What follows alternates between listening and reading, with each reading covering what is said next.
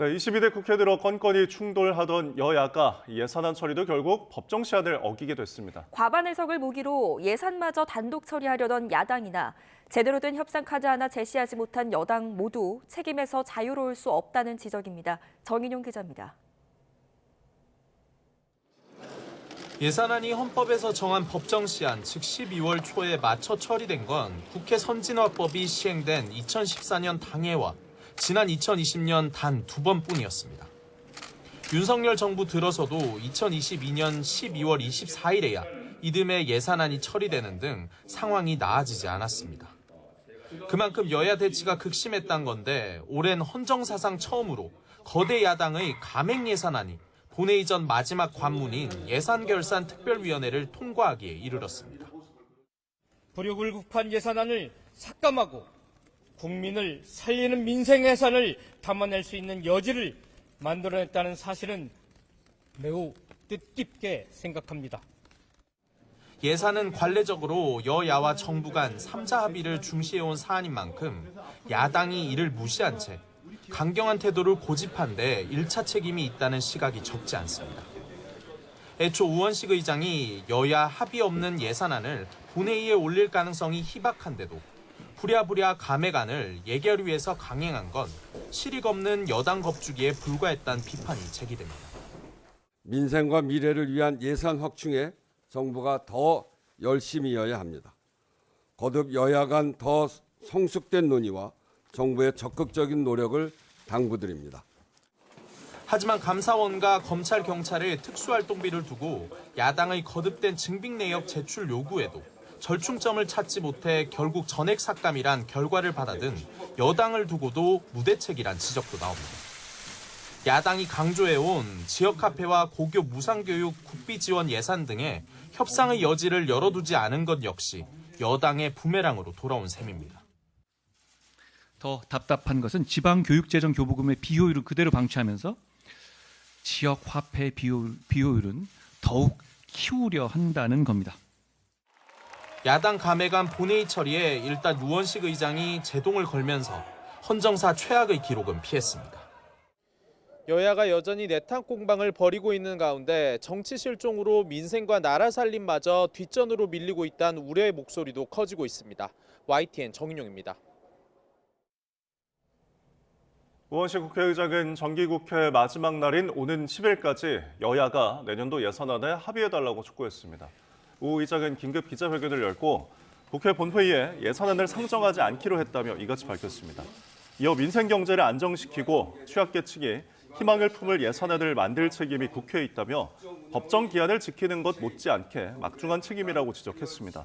그러면서 야당은 다수당으로서 여당은 집권당으로서 책임과 도리를 다하는 게 국민에 대한 예의라며 합의를 위해 최선의 노력을 기대하고 요청한다고 강조했습니다.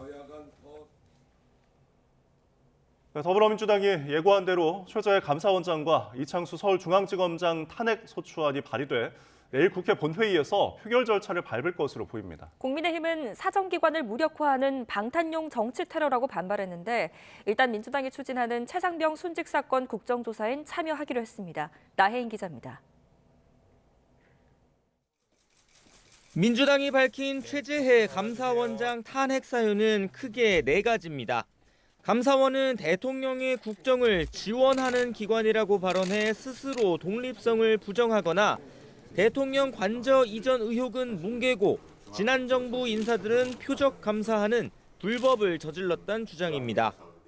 국회의 탄핵은 헌법상 권한이고 비정상을 바로잡는 수단입니다. 집단 반발하고 있는데 헌법과 법률을 무시하는 특권의식의 발로입니다. 이창수 서울중앙지검장은 도이치모터스 주가 조작 의혹에 연루된 김건희 여사를 과주기 수사해 특혜 조사를 하고 무혐의 처분했다고 문제 삼았습니다. 비슷한 사유로 지휘 계통에 있는 조상원 4차장과 최재훈 반부패 2부장 탄핵안도 함께 본회의에 보고됐습니다. 감사원장 최재해 탄핵소추안, 검사 이창수 탄핵소추안, 검사 조상원 탄핵소추안, 검사 최재훈 탄핵소추안이 12월 2일에 각각 발의되었습니다. 국회법에 따라 본회의에 보고된 탄핵안은 24시간 이후 72시간 안에 표결하지 않으면 폐기됩니다. 국민의힘은 이재명 대표 방탄을 위한 중독성 탄핵, 이성을 잃은 보복 정치라며 바로 표결에 붙이지 말고 법제사법위원회 수기를 거쳐야 한다고 목소리를 높였습니다. 수사와 감사를 중단시키고 국정을 흔들고 정부를 무력화시키기 위한 정치 테러입니다. 한동훈 대표도 민주당이 자기들 살려고 감사원을 탈취하고 나라 전체를 무정부 상태로 몰아가고 있다고 맹비난했습니다. 여당은 민주당이 지난 6월부터 요구해온 최상병 순직 사건 국정조사엔 입장을 바꿔 참여하기로 했습니다. 야당 단독 조사는 막아야 한다는 현실론을 택한 건데 민주당은 늦었지만 환영한다고 호응했습니다. 국회 의석 비율에 따라 민주당 10명, 국민의힘 7명, 또 비교섭 단체 1명으로 구성될 국정조사 특위는 본회의 승인을 거쳐 본격 활동에 나설 거로 보입니다. YTN 나힌입니다. 감사원은 야당이 감사원장 탄핵을 추진하는 데 대해 정치감사라는 비난을 받아들이기 어렵다며 탄핵 추진에 부당함을 호소했습니다. 최다령 감사원 사무총장이 긴급 브리핑을 열고 감사원이 전 정부를 표적 감사하고 현 정부를 봐주기 감사한다는 것이 주요 탄핵 사유인 것으로 알고 있다면서 감사원은 일체의 정치적 고려 없이 공정하게 감사하고 있다고 강조했습니다.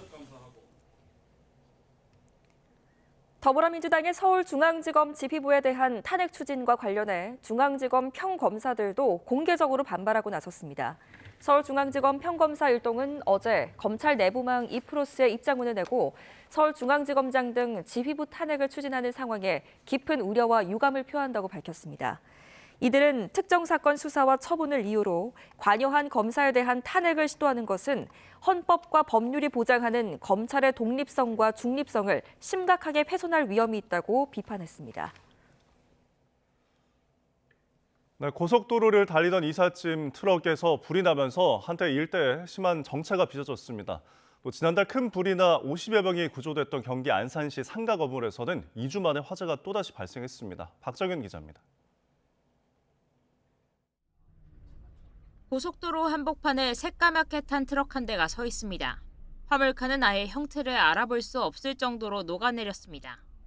수도권 제1순환고속도로 노고산 터널 인근에 달리던 이삿짐 트럭이 불길에 휩싸인 건 어젯밤 10시쯤입니다. 연기를 발견한 차주 등 4명이 대피하며 인명피해는 없었습니다. 불은 트럭을 모두 태우고 1시간 만에 꺼졌는데 화재 진압을 위해 한때 일부 차선이 통제되며 일대 극심한 정체가 빚어졌습니다. 정체 시간이 대략 한 35분가량 그 자리에 앉아 있었습니다. 그 자리에 마치 그 주차장처럼요. 경찰과 소방당국은 엔진 과열 문제로 추정하고 있습니다. 희뿌연 연기가 피어오르는 집 안으로 소방대원들이 들어갑니다. 지붕은 화염에 폭삭 무너져 내렸고 내부는 온통 잿더미로 변했습니다. 어제 오후 4시 20분쯤 충북 충주시의 한 단독주택에서 불이 났습니다. 휴대용 가스레인지를 사용하다가 불이 붙은 거로 추정되는데 다행히 주민 70대 남성이 제때 몸을 피하며 다친 사람은 없었습니다. 주택 2동이 모두 타 소방서 추산 1,800만 원가량 피해가 났습니다. 어제 오후 4시쯤엔 강원도 행성군 국도에서 중앙선을 넘어 달리던 승합차가 맞은편에서 달리던 승용차와 충돌해 2명이 숨지고 1명이 크게 다쳤습니다. 어제 저녁 7시쯤 경기 안산시 상가 건물에서 불이 났습니다. 해당 건물 1층 식당에선 지난달 17일에도 화재가 발생해 50여 명이 구조됐습니다. 불과 2주 만에 다시 불이 난 건데 소방 관계자는 발화점이 건물 외벽 간판 전선으로 추정되며 지난 화재와는 무관해 보인다고 설명했습니다. YTN 박정현입니다. 오늘 새벽 2시 40분쯤 경북 문경시 중부내륙고속도로 문경휴게소 인근에서 40대 남성 A씨가 몰던 8.5톤 트럭이 앞서갔던 14톤 트럭을 들이받았습니다. 이 사고로 A씨가 다쳐 병원으로 옮겨졌고 수습 과정에서 일부 차선이 통제되며 인근 1km가량에서 정체가 빚어졌습니다. 경찰은 음주 사고는 아닌 것으로 보고 정확한 경위를 조사하고 있습니다.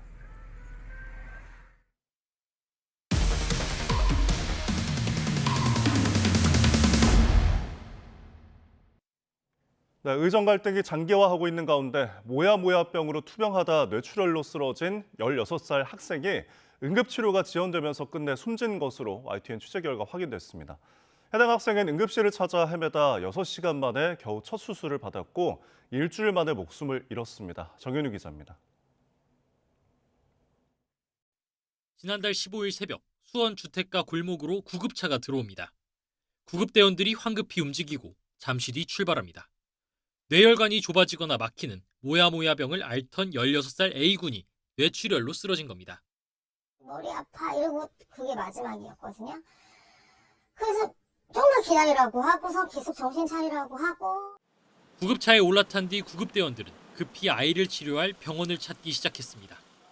당시 이곳 골목 일대에서 16살 A군을 태운 구급차는 한동안 움직이지 않았습니다. A군을 받아줄 응급실을 찾기 위해 전화를 돌리는 중이었기 때문입니다.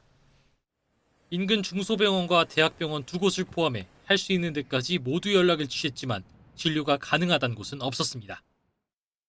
빠꾸놓고 계속 전화하더니 뭐 오셔도 지금 뭐 안 돼요. 그럼 오시면 오세요. 이렇게 말해가지고. 겨우 집에서 9km 떨어진 응급실 한 곳이 연결됐고 첫 신고 70분 만에야 병원에 도착했습니다. 너무 무서웠어요. 이래서 잘못되겠다. 아무데도 안 받아주고. 진짜 너무 할 수 있는 게 없었어요, 제가. 하지만 해당 병원은 수술이 어렵다며 다른 곳으로 안내했고 이 과정에서 또 4시간이 흘러 첫 신고 6시간 만에야 학생은 수술대에 올랐습니다. 제때 적절한 치료를 받지 못한 A군은 사경을 헤매다 결국 일주일 만에 세상을 떠났습니다. YTN 정현우입니다. 네, 앞서 전해드린 대로 뇌출혈로 쓰러진 10대 학생이 수술대에 오른 건 첫 신고 뒤 6시간 만이었습니다. 치료 골든타임을 이미 놓친 것으로 보이는데 이 과정에서 대학병원 여러 곳도 이런저런 이유로 줄줄이 진료를 거부한 것으로 확인됐습니다. 이어서 신기 기자가 보도합니다. 모야모야병을 앓다 뇌출혈로 쓰러진 A군은 첫 신고 뒤 70분 만에 수원 권선구에 있는 병원에 도착합니다. 당시 의료진은 희귀병의 뇌출혈까지 확인되자 치료가 불가능하다고 판단하고 다른 병원 전원을 결정합니다. 그래도 왔으니까 빨리 이제 이 안에 하면 되겠다는데 저희 어머니 죄송한데 수술이 안 돼요. 저희는 뭐 장비랑 선생님이 없어요. 이렇게 얘기하더라고요. 해당 병원에서 다른 대형 병원에 긴급 연락했던 내용을 입수해 살펴봤습니다. 서울에 있는 대학병원은 중환자실에 자리가 없다는 이유로 용인에 있는 대학병원도 인력 문제로 답변에 시간이 걸린다. 수원에 있는 대학병원 역시 전원이 불가하다고 알려왔습니다. 다른 한 곳은 아예 연락조차 닿지 않았습니다. 그 병 자체가 그렇게 쉬운 병은 아니라고 하더라고요. 그때 약물 치료하셨던 것 같은데. 결국 중앙응급의료센터에 응급 상황을 올려 다시 이 병원에서 15km 떨어진 군포에 있는 병원에서 첫 신고 뒤 6시간 만에야 수술을 받았습니다. 하지만 목숨을 살리지는 못했습니다. 남편이 저한테 그냥 보내주자. 고생했으니까 보내주자고. 우리가 너무 많이 잡았다고. A군을 받아주지 않은 대학병원들은 YTN에 중환자실에 자리가 없어 불가능했다. 또는 응급실에 내원하더라도 의료진이 없어 배후 진료가 어려웠다고 해명했습니다. 의정 갈등의 여파로 인한 의료 공백 때문으로 추정되는데 생때 같은 아들을 잃은 엄마는 지금도 품에서 자식을 놓지 못하고 있습니다.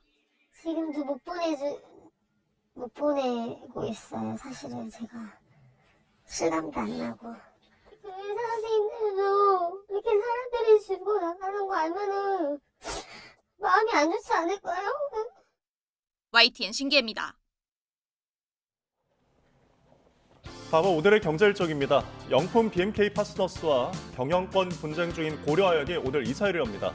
오늘 이사회에서는 다음 달 24일 임시 주주총회 일정을 확정할 것으로 예상되는데 주총에서는 그동안 줄다리기를 해온 경영권을 놓고 표대결이 이뤄질 것으로 보입니다. 최근 2달 연속 1%대로 둔화한 소비자 물가 상승률이 지난달에도 1%대 흐름을 이어갈지 관심입니다.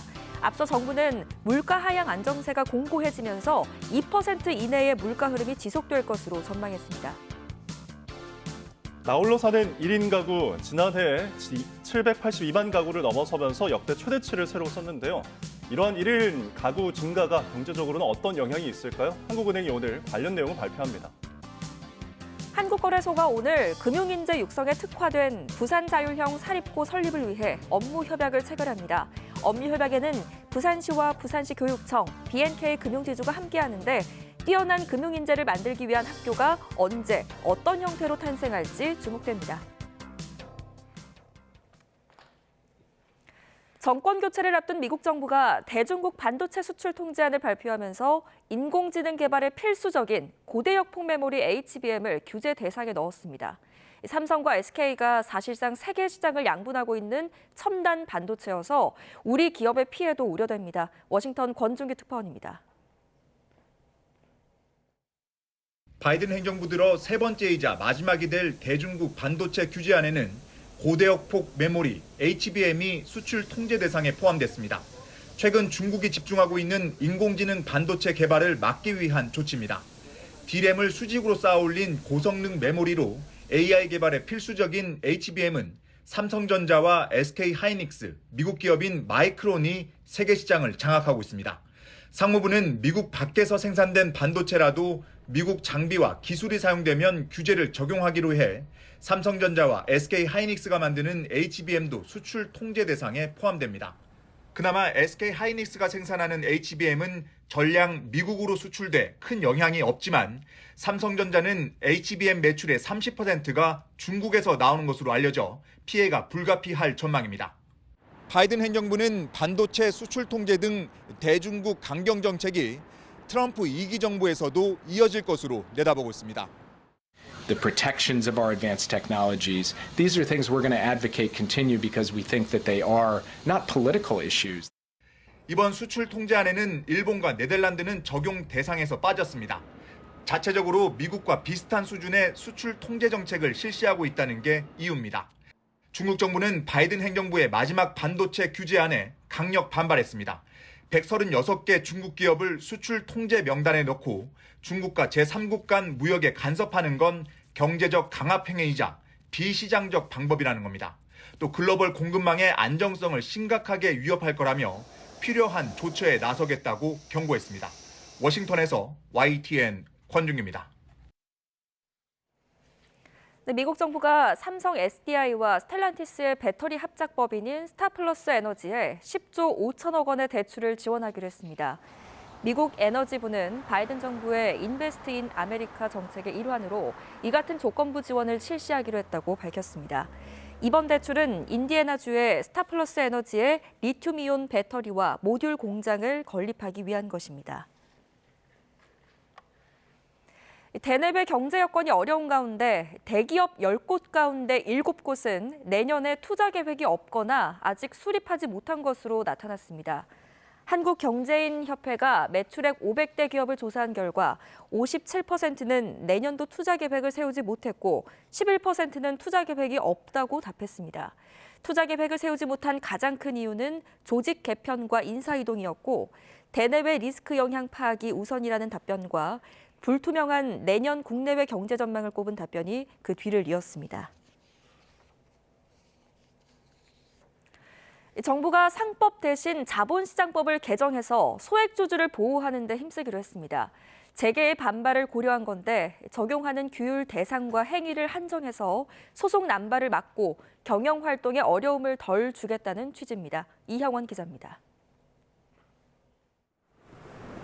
지난 2020년 LG화학은 배터리 사업을 LG에너지솔루션으로 분리했습니다. 일반 주주, 이른바 개미 투자자들 반대가 거셌지만 물적 분할을 단행했습니다. 다들 반대하던데. 왜 그럴까요? 뭐 때문에 이렇게 손해본다고 자꾸 떨어지잖아요, 주가가. 이제 부결되기를 바랍니다. 지난 7월에는 두산그룹이 알짜 계열사 두산밥켓 로보틱스에 편입시키려다 소액주주 반발에 합병 계획을 접었습니다. 이렇게 기업 합병이나 분할로 주주가 피해를 보지 않도록 정치권에서 상법 개정이 논의되었습니다. 민주당을 중심으로 이사회 충실 의무 대상을 주주까지 확대하는 내용의 개정안이 추진되자 재계는 크게 반발했습니다. 상법 개정은 기업 경영 전반에 상당한 차질을 야기할 수 있으므로 자본시장법 개정 등 다른 방식의 접근이 바람직할 것입니다. 정부는 이를 수용해 자본시장법 개정에 나섰습니다. 올해 초 윤석열 대통령을 시작으로 상법 개정에 불을 먼저 지폈지만 입장을 바꾼 겁니다. 우선 합병이나 분할 때 주주 보호를 위해 이사회가 목적과 효과를 공시해야 합니다. 또 계열사 합병 때 가액 산정 기준을 없애고 주식 가격과 자산 가치를 종합적으로 고려하도록 했습니다. 물적 분할 뒤 자회사를 상장하는 경우 일반 주주에게 공모 신주의 20% 안에서 우선 배정하는 근거도 마련합니다. 정부는 자본시장법이 일반법인 상법보다 규율 대상과 행위를 한정해 소송 남발이나 경영활동 제한이 덜하다는 점을 강조했습니다. 적용 대상 법인을 상장법인으로 한정하여 4가지 행위로 한정하여 상법 개정에 따른 일상적 경영활동의 불확실성 문제를 해소할 수 있을 것입니다. 정부는 이번 주 개정안을 국회에 제출하는데 민주당은 상법 개정을 여전히 당론으로 내걸고 있습니다. 다만 이재명 대표가 자본시장법 개정이 합리적으로 이루어진다면 상법을 개정하지 않을 수 있다는 여지를 둔 만큼 국회 논의 과정에서 극적인 타협을 끌어낼 수 있을지 주목됩니다. YTN 이영훈입니다. 손님이 포장 구매하겠다며 음식이나 음료를 일회용품에 받아놓고 마음을 바꿔서 매장에서 먹는 경우엔 점주에게 과태료를 부과하지 않는 방안이 마련됩니다. 환경부는 일회용품 규제 업무 처리 지침을 개정해 고객의 변심으로 일회용품을 매장에서 사용하는 경우에는 과태료를 부과하지 않는다는 규정을 신설할 예정입니다.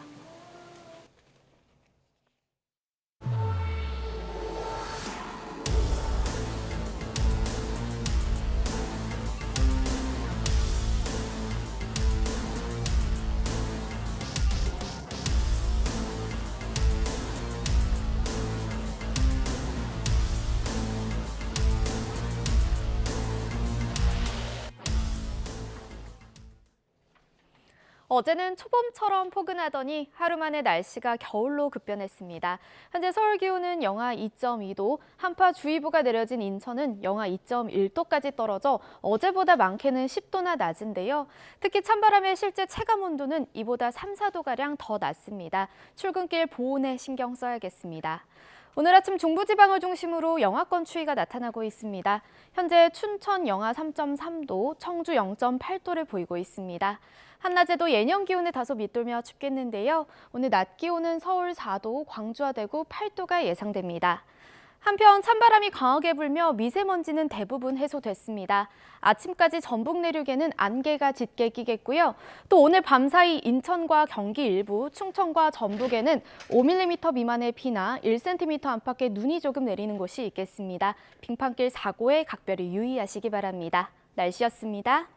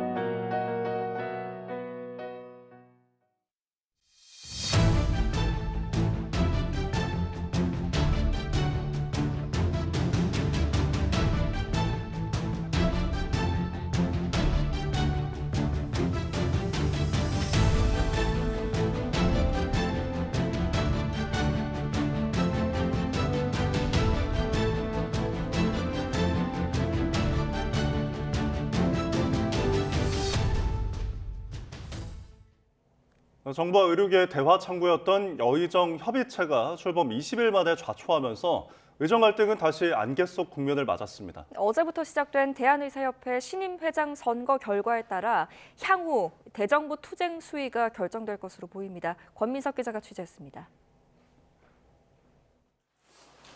비상대책위 체제로 운영 중인 의료계 최대 단체인 대한의사협회가 차기 회장 선거에 착수했습니다.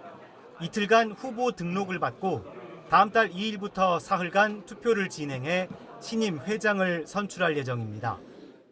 현재까지 강희경 서울의대 교수 비대위원장과 김태구 전국광역시도 의사협의회장, 이동욱 경기도 의사회장, 주수호 전 의협회장, 최한나 의협 대변인이 출마를 공식화했습니다.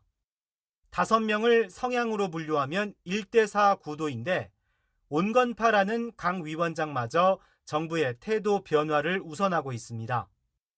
의정 갈등 해법을 다룬 여의정 협의체가 3주 만에 중단된 악재 속에 누가 되더라도 조속한 의정대화 복원을 기대하기 쉽지 않은 이유입니다. 납득하기 어려운 이유로 거부하면서 정책의 변화는 있을 수 없다는 한치도 물러나지 않는 일관된 입장에 우리는 절망하지 않을 수 없었습니다. 또 의협 비대위원인 박단 전공희 대표는 2025년도 의대 모집 정지가 최선이라고 거듭 주장했지만 대통령실 고위 관계자는 YTN과 통화에서 수많은 기회를 줬는데도 돌아오지 않은 책임과 손해는 전공의와 의대생 몫이라고 선을 그었습니다. 내년 초 뽑히는 의협 차기 집행부가 이 같은 극명한 인식차를 극복하고 사태 해결의 동력을 마련할 수 있을지 관심입니다. YTN 권민석입니다. 의사들의 온라인 익명 커뮤니티에서 의료 현장을 지키는 의사들에 대한 신상털이와 비난이 이어지자 정부가 경찰에 수사를 의뢰했습니다. 일반의로 근무하는 A씨가 의사 커뮤니티에서 벌어지는 집단 괴롭힘을 폭로합니다라는 제목으로 올린 게시글에는 의사들이 한 달 가까이 A씨의 신상 정보를 공개하며 협박과 욕설을 일삼은 내용이 사진으로 올라왔습니다. 복지부는 게시글을 확인하고 신속하게 수사에 착수할 수 있도록 서울경찰청에 수사를 의뢰했다고 설명했습니다. 계속해서 사건 사고 한 줄 뉴스입니다. 해외 체류하면서 마약을 투약한 혐의로 집행유예 기간 도중 또 약물 운전을 한 혐의를 받는 벽산그룹 3세 김모 씨가 검찰에 넘겨졌습니다. 테니스장을 우회적으로 낙찰받아 회사에 20억 원 상당의 손해를 끼친 의혹을 받는 저우거단 동양생명 전 대표이사가 업무상 배임 혐의로 검찰에 넘겨졌습니다. 지난 10월 경기 김포시에서 술을 마신 뒤 동네 후배들을 데려와 사업 문제로 얽힌 지인을 폭행한 40대 남성이 구속 상태로 검찰에 넘겨졌습니다. 지난달 12일 경북 김천시에 있는 오피스텔에서 처음 본 사람을 살해한 뒤 피해자의 지문을 스마트폰에 인식시켜 대출까지 받은 30대 남성이 구속된 상태로 검찰에 넘겨졌습니다. 자전거, 골프 같은 취미 활동 앱을 통해 접근한 뒤에 투자를 유도해 수천억 원을 가로챈 일당 34명이 경찰에 붙잡히고 이 가운데 9명은 구속 송치됐습니다. 동방신기 출신 가수이자 뮤지컬 배우 김준수 씨에게 대화 녹음을 퍼뜨리겠다며 협박해 8억 원을 뜯어낸 인터넷 방송 여성 BJ가 구속 상태로 재판에 넘겨졌습니다. 진로 문제로 말다툼을 하다 길이 80cm의 도검을 친형에게 휘두른 30대 남성이 경찰에 붙잡혔습니다. 경기도 성남시 야탐역 주변에서 흉기를 휘두르겠다고 예고한 글을 쓴 남성에 대해 경찰이 손해배상을 청구하기로 했습니다. 지금까지 사건, 사고 한 줄 뉴스였습니다.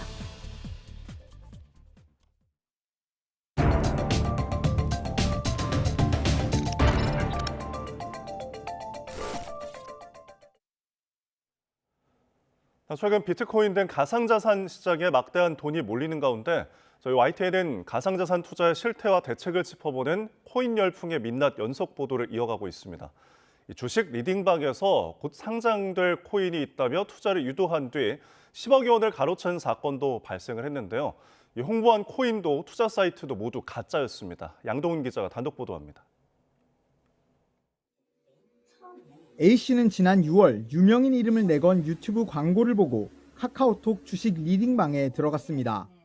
자신을 교수라고 칭한 운영자는 2달여 동안 여러 종목 추천을 이어가다가 코인 투자를 권유하기 시작했습니다. 주식 공모주 청약을 하듯이 곧 상장될 신규 코인에 청약을 넣으면 큰 돈을 벌 수 있다고 홍보했습니다.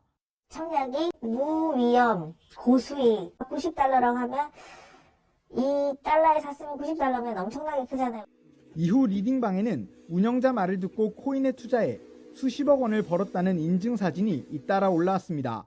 운영자가 안내한 코인 투자 사이트에 들어가 시험 삼아 돈을 입금하자 불어나는 게 보였습니다. 결국 A씨는 투자금을 17억 원까지 늘렸고 A씨가 가진 코인의 가치는 계속 상승해 1억 6천만 달러, 우리 돈으로 2,250억 원에 달하는 것으로 나타났습니다. 하지만 돈을 인출하려고 하자 사이트 측에서는 수익의 0.1%인 2억 3천만 원을 증거금으로 내야 한다고 말했습니다. 사기를 직감한 A씨가 돈을 주지 않자 웹사이트는 폐쇄됐고 운영자들은 휴대전화를 꺼버린 채 잠적했습니다. 상장 예정이라던 코인도 투자 사이트도 모두 가짜였습니다. 모든 대출을 다 받았어요. 1일 금융에서 받은 것만 해도 6억 정도 돼요. 이 사람들이 대출을 지인들한테 받아오라고 얘기해요. 최근 코인 투자 열풍 속에 이를 악용한 사기가 끊이지 않고 있습니다. 올해 들어 8월까지 금융감독원에는 코인 리딩방에서 투자 사기를 당했다는 신고가 194건 접수됐습니다. 홈페이지 이런 거는 범인들이 얼마든지 조작할 수 있습니다. 오픈 채팅방에서도 수익 난 부분에 대해서 보여주는 것도요, 다 조작할 수 있습니다. A씨의 고소장을 접수한 경찰은 피해 규모가 크고 중대하다는 이유로 사건을 충남경찰청으로 넘겨 수사에 착수했습니다. YTN 양동훈입니다.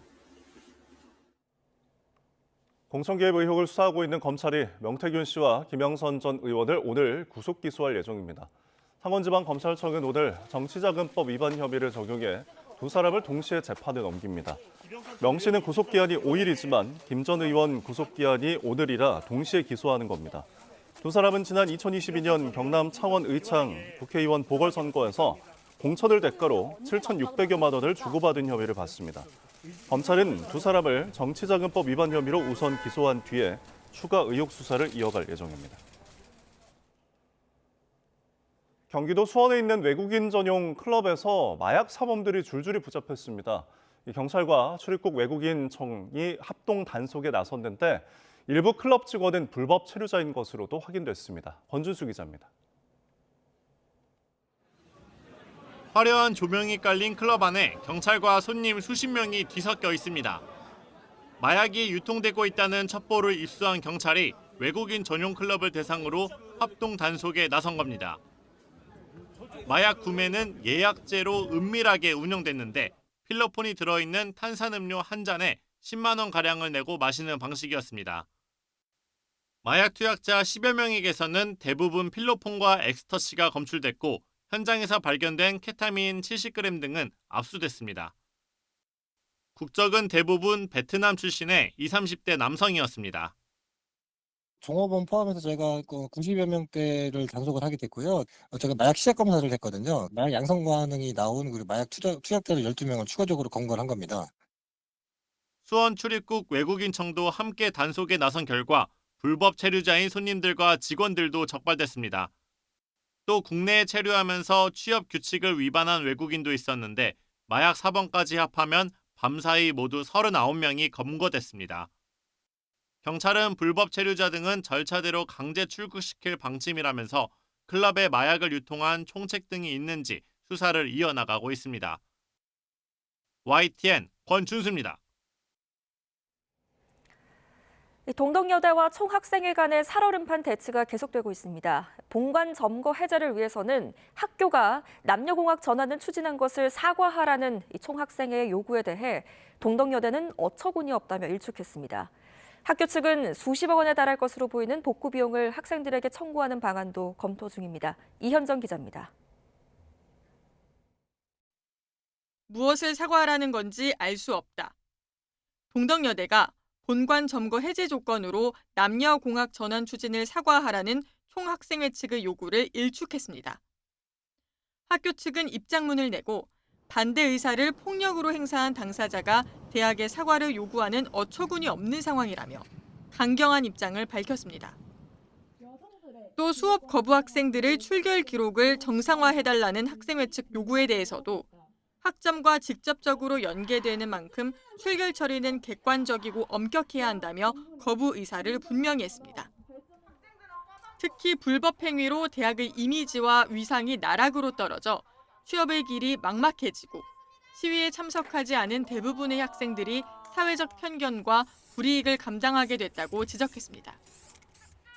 그러면서 총학생회를 비롯한 주동학생들에게 책임을 엄격하게 묻겠다며 점거가 길어질수록 책임이 무거워질 거라고 경고했습니다. 앞서 학교 측은 총학생회장 등 시위를 주도한 학생들을 공동 재물손괴 등의 혐의로 경찰에 고소하고 본관 점거로 입시와 학사 행정에 차질이 생겼다며 법원에 퇴거 단행과 업무방해 금지 가처분을 신청했습니다. 그러자 총학생회는 학교가 남녀공학 전환 추진을 사과하고 민주적인 의사결정을 실현하면 본관 점거 해제를 검토할 의사가 있다고 밝혔는데 학교 측이 받아들이지 않은 겁니다. 학교 측은 이뿐 아니라 레커칠 등으로 훼손된 학교 시설을 복구하는 데 최대 54억이 들 것으로 추정된다며 경찰 수사 결과에 따라 학생들을 상대로 손해배상 청구까지 검토할 수 있다고 밝혔습니다. 또 건물 보수와 청소, 취업 박람회 무산으로 인한 손해 등을 합산하면 피해 금액은 더 커질 수도 있다고 내다봤습니다. 학교 측의 고소장을 접수한 경찰은 피고소인 21명 가운데 19명의 인적사항을 특정하고 외부 세력 개입 여부도 들여다볼 예정이라고 밝혔습니다. 경찰 수사가 진행 중인 가운데 민사소송 가능성까지 동덕여대와 학생회 측 강대강 대치가 이어지고 있습니다.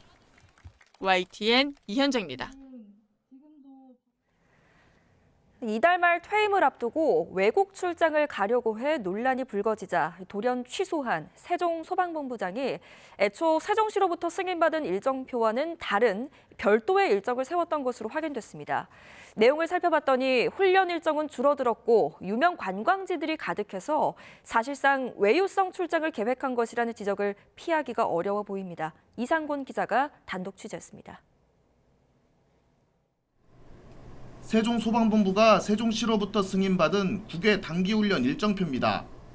호주 교육기관에서 사흘 동안 훈련받은 뒤 소방박물관과 시드니 현지 소방서 등을 방문하는 일정입니다. 그런데 출장자들에게는 별도의 일정표가 작성돼 배포된 것으로 확인됐습니다. 진짜 일정표를 입수해 확인해보니 실제 훈련 기간은 사흘이 아닌 단 이틀뿐입니다. 수료식을 마친 뒤에는 오페라 하우스와 블루마운틴 국립공원 등 시드니 주요 관광지를 방문하는 일정들로만 채워졌습니다. 이 모든 일정에 이달 말 정년 퇴임 예정인 장거래 소방본부장이 함께하려 했던 것으로 파악됐습니다.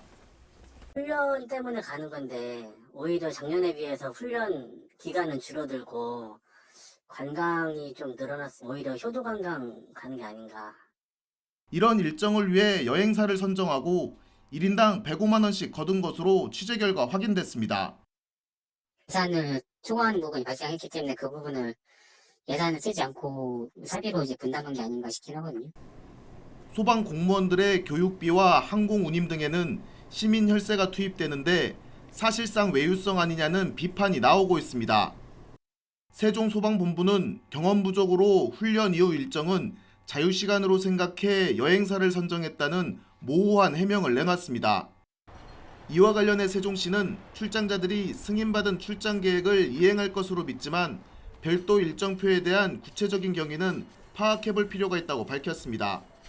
이번 출장 계획과 일정표가 담긴 공문들은 소방본부장이 최종 결재했으며 비공개 상태였습니다. 호주 교육기관이 초청장을 보내온 뒤 교육비가 1,200여만 원 늘어나고 관광지가 가득한 별도 일정표가 존재했다는 점에서 철저한 조사가 필요해 보입니다. YTN 이상곤입니다. 내년 1학기부터 도입하는 인공지능 AI 디지털 교과서 실물이 처음으로 언론에 공개됐습니다. 학생들과 상호작용하며 학습할 수 있다는 장점이 있지만 오류 가능성 등에 대한 우려도 있는데요. 발행사 측은 개선했다고 밝혔지만 확인에는 한계가 있었습니다. 이문석 기자입니다. 중학교 1학년 영어 인공지능 교과서 중 하나입니다. 문장을 따라 읽자, 단어 정확성과 억양 등을 평가한 자료가 바로 표출됩니다. I'm practicing my dance moves. 네, 이와 같이 음성 평가 결과를 확인할 수 있습니다. 교사 기기엔 학생들이 수행한 과제 점수가 드러납니다. 개개인은 물론이고 학급 전체가 어느 부분이 취약한지 한눈에 확인할 수 있습니다. 내년 1학기 처음 도입하는 AI 교과서 중 2종이 처음으로 언론에 공개됐습니다. 이런 참여형 요 컨텐츠의 정답률이 제일 낮았으니 다시 한번 해주는 게 좋아요라는 얘기와 그다음에 관심이 필요한 학생, 잘 못 따라온 학생들을 안내를 해줍니다. 교사와 학생이 직접 수업을 진행한 게 아니라서 장단점을 발견하는 데 한계가 있었습니다. 교육부와 발행사들은 AI 챗봇 오답변 가능성이나 기기 간 오디오 간섭 문제 등 그간 제기된 문제를 대부분 개선했다고 강조했습니다. 하지만 AI 교과서 구동으로 인한 교사의 업무 증가 우려나 서체 교과서와 호환성 문제 등 지적엔 시원한 답변이 나오지 않았습니다. 이것마저도 도입을 하지 않는다면 사교육에 계속 좀 뒤지는 공교육에 대한 국민들의 신뢰를 다시 가져오는 계기가 어렵다고 저희는 보고 있어서 교육부는 한국교과서연구재단 누리집에 AI 교과서 76종을 올려놓고 교사들이 직접 다뤄볼 수 있게 하겠다고 밝혔습니다. 또한 오는 13일부터 15일까지 일산 킨텍스에서 열리는 교육혁신 박람회에서 실제 교사와 학생 간 수업을 누구나 볼 수 있게 시연할 계획입니다. YTN 이문석입니다. 찬바람 불면 생각나는 대표적인 간식이죠. 바로 호빵과 어묵입니다. 겨울 먹거리부터 방한용품까지 짧아진 가을에 고전했던 유통업계가 겨울 상품 마케팅에 뛰어들고 있습니다. 황보혜경 기자입니다. 따끈한 호빵을 반 가르니 고구마 앙금이 얼굴을 드러냅니다. 김이 모락모락 나는 어묵 국물 한 입이면 추위도 어느새 달아나 버리고 맙니다. 오늘 날씨가 너무 추울지 모르고 옷을 얇게 입었는데 이제 지나가다가 집에 가는 길에 어묵이 보이더라고요. 그래가지고 들어와서 따뜻하게 먹었더니 몸이 많이 녹은 것 같습니다. 부쩍 추워진 날씨 속에 따뜻한 간식을 찾는 소비자가 늘면서 유통업계도 겨울 대표 간식을 내놓고 있습니다. 최근 2주 동안 국내 편의점에서 파는 군고구마와 어묵, 호빵 등의 매출은 직전 2주보다 많게는 80%가량 증가했습니다. 겨울 필수템 난방용 가전이나 방한용품 수요도 마찬가지입니다. 최근 나흘 동안 한 대형마트의 히터 매출은 직전보다 140% 늘었고 같은 기간 전기 매트와 내복 매출도 각각 30에서 60%가량 올랐습니다. 밖에 기온 온도가 많이 떨어져가지고 지금 어머니 방에 히터 하나랑 전기장판 깔아드리려고 왔거든요. 특히 긴 더위로 가을 실적이 부진했던 패션업계는 겨울 상품으로 만회를 시도하고 있습니다. 고물가로 인해서 소비 심리가 위축된 데다가 가을 상품 판매가 다소 저조한 편이었는데 올해 겨울에는 대대적인 할인 프로모션을 통해서 매출을 확대하려고 하고 있습니다. 짧아진 가을로 매출 특수를 누리지 못한 유통업계가 겨울을 겨냥한 마케팅에 주력하고 있습니다. YTN 황보혜경입니다. 12월 3일 화요일 미리 보는 오늘입니다. 영풍 MBK 파트너스와 경영권 분쟁 중인 고려아연이 오늘 이사회를 엽니다. 고려아연은 이사회는 이 자리에서 다음 달 23일 개최가 유력한 임시주주총회 일정을 확정할 전망입니다. 임시주총이 열리면 고려아연과 영풍, MBK 연합 사이 치열한 표 대결이 예상됩니다. 제2여객터미널을 확장하는 등 지난 2017년부터 시작된 4단계 확장 사업을 마친 인천공항이 오늘부터 정식 운영에 들어갑니다. 이에 따라 인천공항은 연간 여객 1억 600만 명을 수용할 수 있는 세계 3위 공항으로 도약하게 되고 세계 최초로 국제 여객 5천만 명 이상을 수용할 수 있는 여객터미널 2개를 보유하게 됐습니다.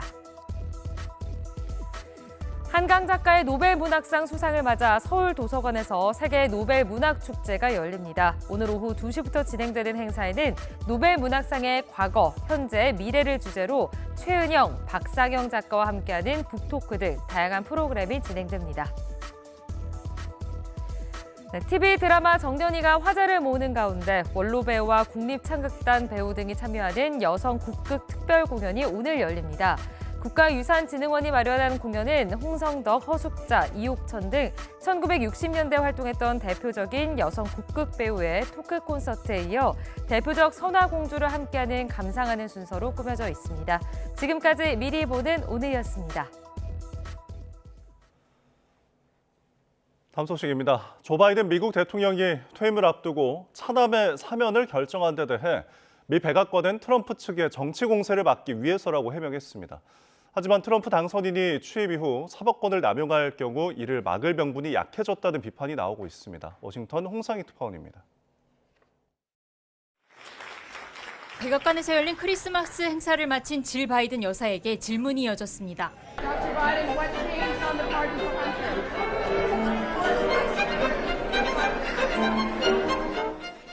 퇴임을 한 달여 앞두고 발표한 사면에 내로남불이라는 비판이 잇따르고 있지만 앙골라 순방길에 오른 바이든 대통령의 추가 입장은 나오지 않았습니다. 다만 백악관 브리핑은 기내 브리핑에서 정적들의 정치 공세를 막기 위한 결정이었다고 해명했습니다.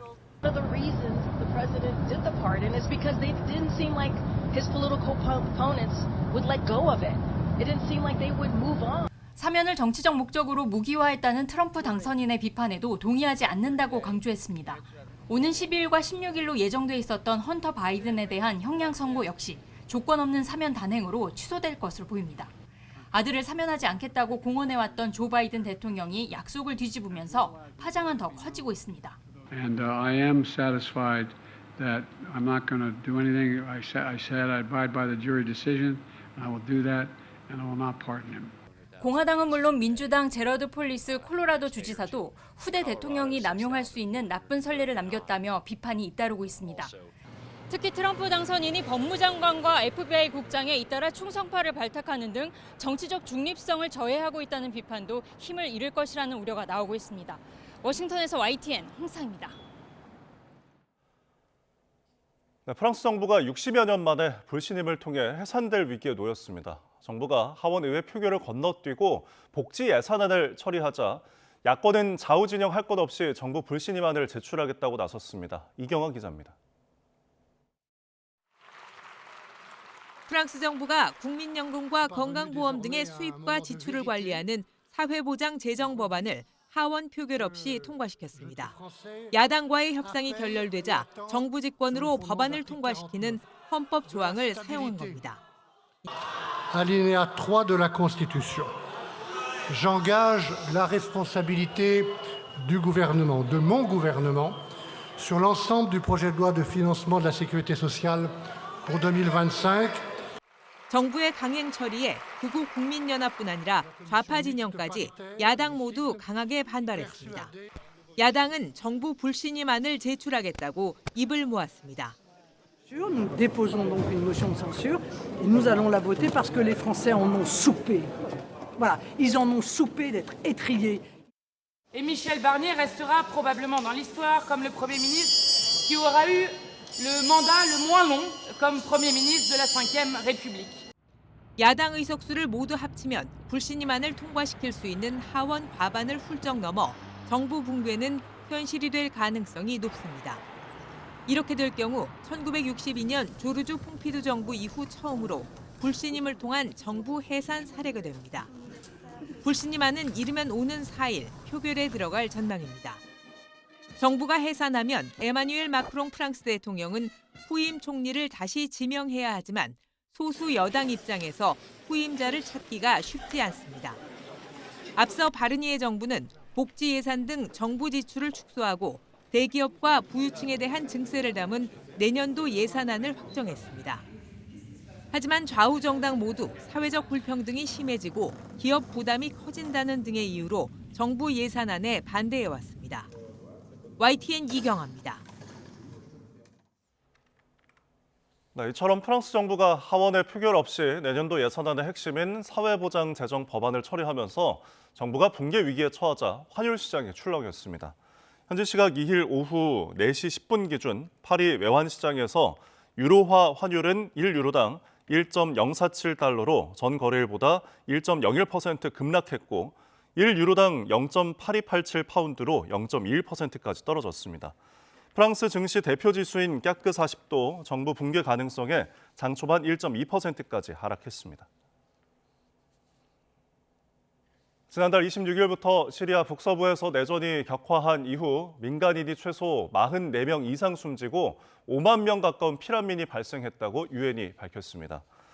유엔 인도적 업무 조정실은 상황 보고서를 통해 시리아 북서부 이들리브와 북부 알레포 지역에서 폭격을 비롯한 공습이 계속 보고되고 있다고 전했습니다. 보고서는 내전이 본격화한 지난달 26일부터 지난 1일까지 시리아 북서부에서 민간인이 44명 이상 숨졌고 최소 162명이 다쳤다고 설명했습니다. 네, 우크라이나군이 최근 북한의 대전차 무기인 불새-4를 파괴했다며 관련 영상을 공개했는데요.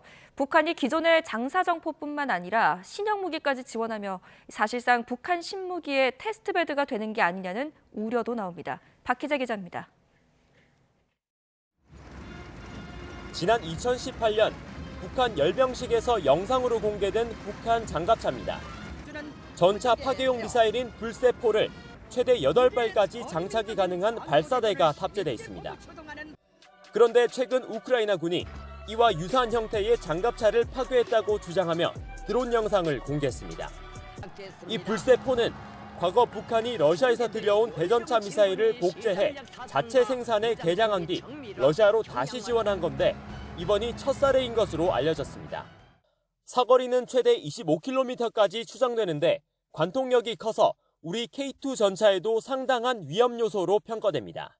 불새-2에 비해서 이 발사관 크기가 커졌기 때문에 그만큼 이 두꺼운 장갑을 관통할 수 있는 그런 능력도 상당 부분 개선됐을 걸로 보여지고요. 특히 우리 군이 운용하고 있는 K2 전차도 한 발로 완파할 수 있는 그런 기능을 갖췄을 것으로 예상이 됩니다. 불새-4는 지난 7월 한 군사 전문지를 통해 러시아에 지원됐다는 내용이 처음 나온 뒤 우리 국가정보원도 전장에서 수거된 파편을 근거로 불새-4가 지원되고 있는 것으로 판단했습니다. 이렇게 실전에서 활용되는 북한 신무기는 최근 유도 장치를 추가해 시험 발사했던 신형 240mm 조종 유도 방사포도 포함됐습니다. 특히 600mm 초대형 방사포나 전술지대지 미사일인 북한판 에이테크스 등의 지원 가능성도 거론되면서 북한이 특수작전군 파병과 함께 신형 무기를 지원하며 실전 경험을 쌓고 있는 게 아니냐는 우려가 나오고 있습니다. YTN 박희재입니다. 우크라이나 전쟁이 2년 10개월째 계속되고 있는 가운데 올해 들어 전장에서 탈영한 우크라이나 병사가 6만 명에 달했다고 영국 파이낸셜 타임스가 현지 시간 1일 보도했습니다. 보도에 따르면 우크라이나 검찰은 올해 1월에서 10월 직무에서 이탈한 자국 군인 약 6만 명을 기소했습니다. 우크라이나 법상 유죄 판결을 받으면 최장 12년의 징역형에 처할 수 있는데도 탈영이 잇따른 것입니다. 프로배구 V리그에서 지난 시즌 압도적으로 최하위를 했던 KB손해보험과 페퍼저축은행이 나란히 반등에 성공했습니다. 꼴찌를 벗어나 봄 배구까지 기대를 걸고 있습니다. 이경재 기자입니다. 일요일 KB손해보험과 OK저축은행의 경기. 승부처였던 1세트 24대24 동점에서 KB손해보험이 차영석의 속공에 이어 한경민의 서브에이스로 승리를 가져갑니다. KB손해보험은 나경복이 3세트만 뛰고도 시즌 최다인 21득점을 올리고 뒤에 남아 차영석 등이 힘을 보태 3대0 완승을 거뒀습니다. 지난 시즌 36경기에서 5승을 했는데 올 시즌엔 11경기에서 4승째. 아직 6위에 머물러 있지만 3위 우리카드까지는 승점 4점 차로 사정권입니다. 시즌 전에 주공격수 나경복이 군 제대로 복귀했고 국가대표 출신 세터 황태기가 돌아온 이후로는 6경기에서 4승. 앞으로의 상승세가 더 기대되는 이유입니다. 저희가 훈련을 통해서 선수들끼리 믿음이 생긴다고 생각을 하는데 아직 그런 코트 안에서 그런 믿음이 이렇게 100% 있지는 않은 것 같아요. 그래서 더 훈련을 좀 많이 해야 된다고 생각을 합니다. 여자부에서도 창단 이후 3년 연속 꼴찌를 도맡았던 페퍼저축은행이 올 시즌엔 매운맛을 보여주고 있습니다. 2년 연속 시즌 5승에 머물렀는데 도로공사에 2번, 정관장에 1번, 벌써 3승을 올리며 5위에 자리하고 있습니다. 박정호와 이한비 등 국내 공격수들이 지난 시즌보다 힘을 내고 있어 대체 선수로 영입한 프리칸의 공격력이 조금만 더 살아난다면 더 높은 자리도 노려볼 수 있습니다. 남녀부 모두 초반부터 양강 구도가 뚜렷한 가운데 지난 시즌 꼴찌팀들의 선전이 중위권 싸움에 흥미를 더하고 있습니다. YTN 이경재입니다. 대한축구협회 정몽규 회장이 4번째 연임을 위한 절차를 시작했습니다. 정 회장은 임기 만료일 50일 전까지 차기 선거에 나설 뜻을 알려야 하는 규정에 따라 어제 축구협회에 후보자 등록 의사표명서를 제출했습니다. 회장 직무는 자동으로 정지됐고 차기 회장 선출 때까지는 김정배 부회장이 협회 수장을 대행합니다. 정 회장은 동시에 대한체육회 스포츠공정위원회에도 연임 심사를 위한 서류를 제출했습니다. 이미 허정무 전 축구대표팀 감독이 출사표를 던져 내년 1월에 열리는 다음 선거는 12년 만에 경선으로 치러지게 됐습니다.